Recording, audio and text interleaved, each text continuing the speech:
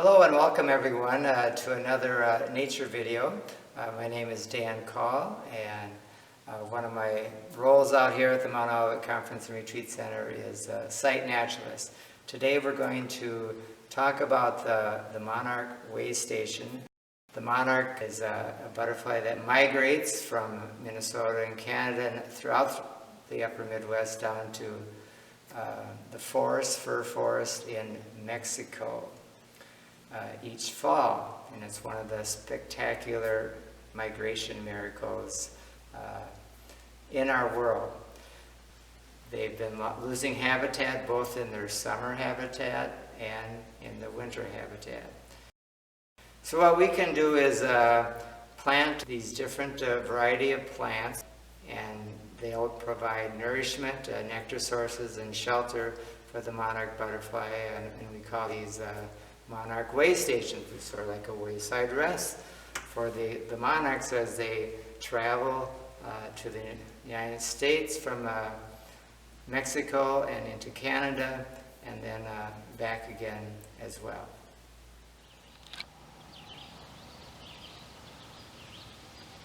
We have this big area here that we have reserved for our waystation. You can have something that's smaller than 200 square feet or on bigger. But milkweed is one of the key features for attracting monarch butterflies. Here you have a nice healthy clump of milkweed coming up. At the very tips here is the flower beds that are already forming, and this is the most common plant that the monarch butterfly is going to be looking for. Now,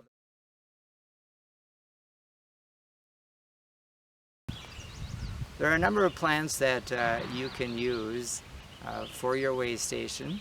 I would put on there some type of milkweed. We have swamp milkweed, which is a little less invasive than the common milkweed, which you could use. There's also the butterfly weed, which is orange, beautiful orange flower. You can also use other perennials that are like coneflowers or black-eyed Susans, blazing star, which is a type of liatris. These are all good monarch butterfly attractants.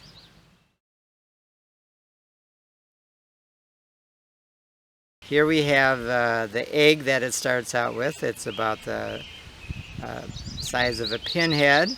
It's generally located on the underside of the common milkweed leaf or other milkweed leaves. It stays in this stage for about 3 to 8 days, and then it develops into the first, what's called instar of the caterpillar. And its first meal is the actual eggshell itself, which it munches away.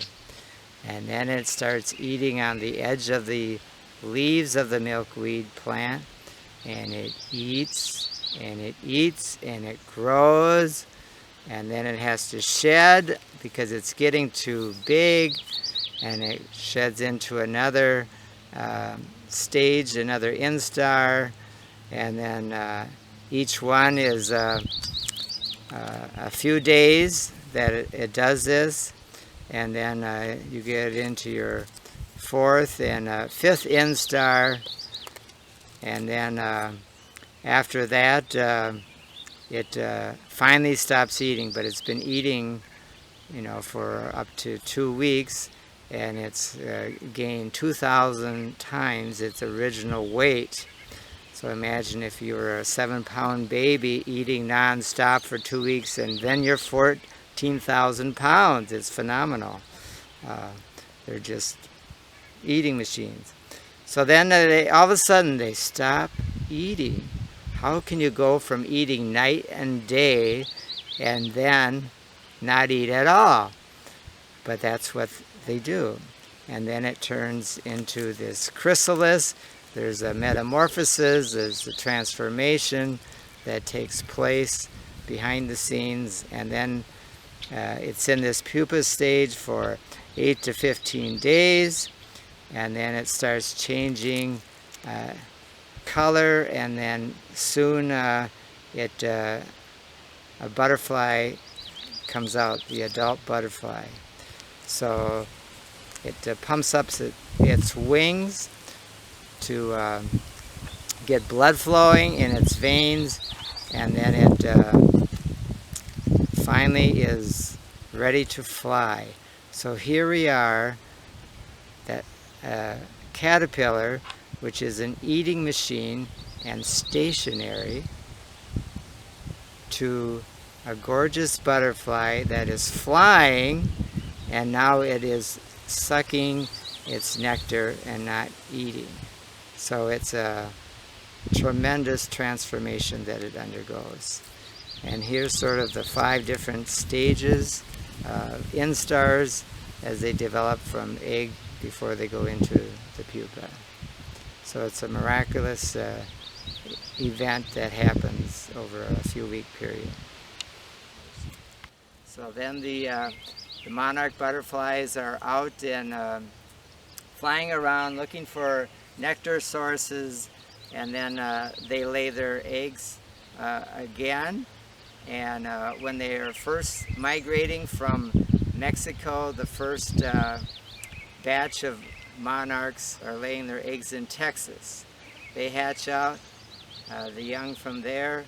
They move on forward up to maybe Iowa, and then they hatch out again, and then they're up into Minnesota and to Canada. So this goes on about every 6 weeks or so during the summer, and then by mid-August they stop laying eggs, and they go into something called a diapause. They don't continue laying eggs. They're getting ready for their migration now. So late August, September, they're flying back to the forest in Mexico from as far away as Canada. So they could be traveling over 2,000 miles. And these are the great-great or great-great-great-grandchildren of the adults that came up that spring. So they are traveling on a path that they have never been on, and scientists cannot explain it. It's really a miracle of God. So all of these butterflies are flying south, and then they're overwintering in these fir forests, and then they'll live up to 8 months until they again come back the next year.